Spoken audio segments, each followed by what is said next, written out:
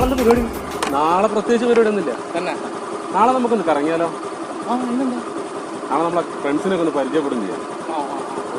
പിന്നെ നിനക്ക് നാളെ വണ്ടി എടുത്തിട്ട് വരും ചെയ്യാലോ, വണ്ടിയിൽ കയറി പോവാലോ. ഓക്കെ, പിന്നെ നാളെ കാണാം നമുക്ക്. അല്ലേ ഹെൽമെറ്റ് അവിടെ വെച്ചേക്കാം, നാളെ നമുക്ക് എടുക്കാം. ഓ